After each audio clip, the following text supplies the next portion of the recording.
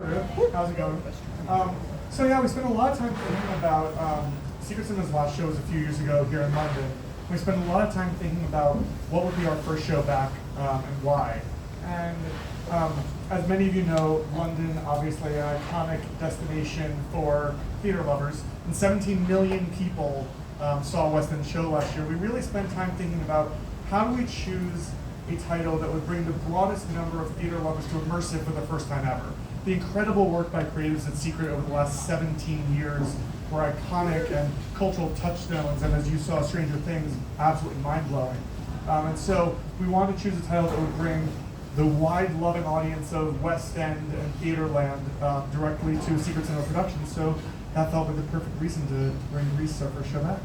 And yeah, a few of us have been to Secret Cinema before. How similar or different is it to your past productions? So Secret Cinema has always believed in giving audiences the opportunity to step into their favorite films. And that is exactly what we're doing with Grease in a way that is unique format to other productions we've done.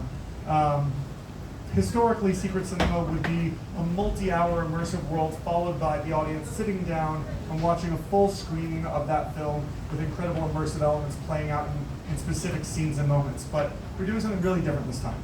Audiences are going to arrive in Battersea Park at Evolution, and when they enter the world of Rydell High, it will be a 360-degree, incredible, fully explorable world of Grease, while the movie is playing all around you in more than a dozen screens. So instead of having an immersive experience them watching a film, you'll be living that immersive experience while the film is playing all around you.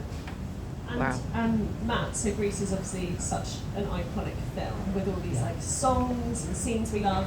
How have you then put it into that immersive format? We always, hello everyone. We always think about what would I like to do if I did step into the film, if I was living in the film. And by extension, what would I like to be doing whilst watching or living the story of the film? So you sit down and you go, well, I think I want to go to Rydell High. I think I want to walk down the corridor and bump into Danny and Sandy. Probably want to hear the songs. Definitely want to dance. Maybe want to get on the bleachers. I want to see the car. I want to see the Ferris wheel. And gradually, all these things start to come. And then you go, right, okay, what's important for the story? What is exciting for us? How can we arrange these things so that we can give someone a journey through the film that will feel fulfilling and where they can follow their own adventure, but also kind of bump alongside the journeys of the main characters. And that's what's exciting for us, and that's how we start. I feel like whenever I watch a TV show or a film, I always want to eat food. And now, like, we just can't. So you can go to Frosty and have a sundae, have a milkshake. And Tom, so like how, obviously Grease is super relevant in terms of pop culture, but how have you made it relevant to today's world, in real life, in Battersea? I suppose it's quite a lot of pressure because it's a lot of people's favourite movie and it's a world that everybody is extremely familiar with. So that kind of world of 1950s Americana, amazing, delicious world to design for, but also kind of added pressure of people really know that movie. Also added pressure of my first time designing for Secret Cinema, so Round of the two applause. together, thank you. But I suppose to make it relevant, obviously we're not updating it to the present day, that would be a bad idea. But I suppose the thing that I personally didn't want to come in was to do a totally slavish recreation of Grease, because I feel that's in the movie, we see that in the movie. And also, I think the aim for the whole project was for it to be a version of Grease that no one's ever seen before, because otherwise why would you do it? We want it to be totally new. So one of the things, I suppose, that kind of we've attempted in the design is to kind of explode some of the locations. So some locations, maybe in the movie you only see a couple of single shots of this location, but we get to create that whole location in full for people to actually walk through and engage with. And there are also like the opportunities to create locations that are only mentioned in the film. We've got a few that are just mentioned in the film, but we actually create for an audience to experience. Oh, that's such a cool job. Sounds cool, it's quite tiring. It's hard to run. It's a big venue. And Matt, you've worked on Grease before, sorry, sharing all the microphones. from your perspective, why is this the ideal time to bring this to London, and how does it differ from the musical and the film from your perspective?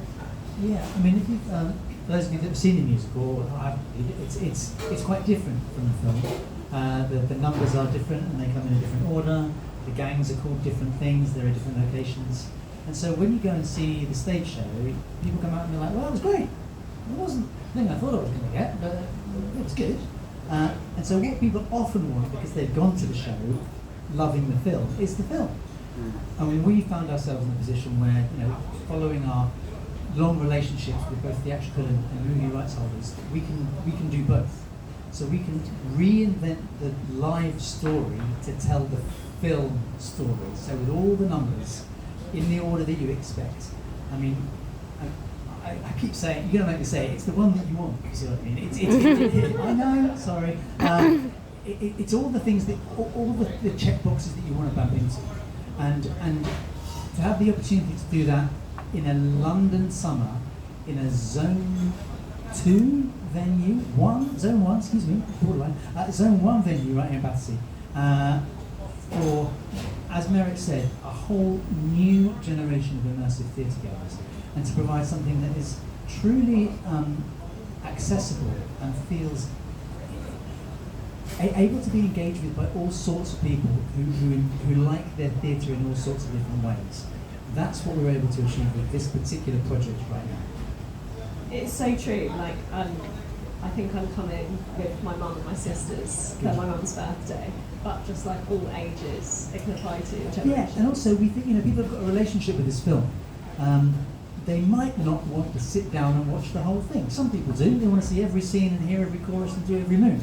Some people want to see the real detail. Other people might have hooked up with their mum and their sister for the first time in a while and thought, this is a good event, why don't we go to that? And then you want to watch Summer Nights, and then you think, you know what, I want to go outside now and go on the Ferris wheel, and I want to go and get a beer or a milkshake, and then I'll come back in time for Grease Lightning. And you can do that. You can insert your own adventure on your way through the story. That's a good idea. Merritt, this is just the start of a 3-year partnership. And why does this sort of event space, why does it make it perfect for Secret Cinema? Yeah, so Secret Cinema, as many of you know and remember, have often done the productions in warehouses or fields that were a little bit outside of central London. And we thought we really want to make sure we're bringing this iconic film dead center London. And so presenting it in Battersea Park at Evolution in a giant venue where Tom and Matt and the rest of our creative team have been able to use Tom's language, really explode your favorite scene and moments to the greatest extent possible. Felt like the perfect way to put two and two together. And just the creatives you have on board are world class. They are. We have, so obviously Tom Rogers here, our set designer. We have Steve Sidwell, who's our orchestrator and music director. And we have, last, we have Gareth Fry doing sound design. We have Howard Hudson doing our lighting. Susan Kalkani doing our costumes.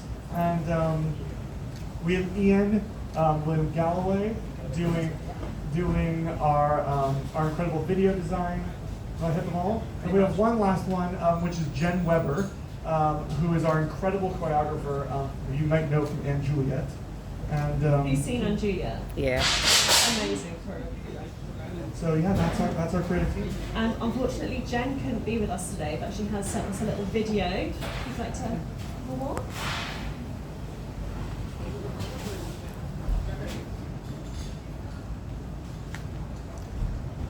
I'm Jen Weber, I'm the choreographer. My background is I started in this sort of commercial dance space and sort of transitioned, started working in theater. So this project is an amazing mix of all the things I love, because it's like getting to use my TV and film skills and also my theater skills, and bringing basically a new energy to these sort of iconic dances. I come from like doing a lot of hip hop, and hip hop is a culture based on samples, so we love to sample different things, whether that's a beat that we're looping or a line that we're borrowing. And so what's so cool about this project is we can sample some of the iconic moves of Greece that everybody knows and loves, so that they can join in for those really exciting, iconic moments, and then getting to play with that and getting to put my own stamp on it and bringing my vibe and my style, which is, obviously coming from 2025, and having this conversation with 1978 at the same time. What's so cool about Greece that's so unique is there are these moments of choreography that the entire world knows. That just makes me so excited as a choreographer to think about creating movement that is part of this story of this legendary steps that everybody knows. As we build the numbers, we can really have a new, fresh take on things, give it a contemporary, exciting, fresh energy. It's such an opportunity for us to allow the audience to be part of it, whether it's Grease Lightning or the hand jive. We're absolutely going to be sampling those moments and allowing the audience to have this group experience where they're part of the film and we're part of the audience and we're all one, just experiencing and living the joy of this film together. And it's really up to the audience how much they want to participate versus watch, but the opportunity is there. If you like that, and if you don't, you will just enjoy the spectacle. I think what will be so amazing is for the audience to come away from this experience feeling like they were a part of it, and that they felt welcomed and excited, and then had these moments they were totally in it, and then these other moments where their mind was just blown of something they completely did not expect happening. It just makes it feel like a way to experience the movie like never before. Give it up for Jen, please. If we're not popping and locking to the hand drive when we go, we're going to be absolutely livid. And I've been quite excited about this as well. But our team, if you could get ready with that rowdy round of applause as well. We have the official design renders to have a look at. You're going to have to cheer for a longer time. 'Cause it's a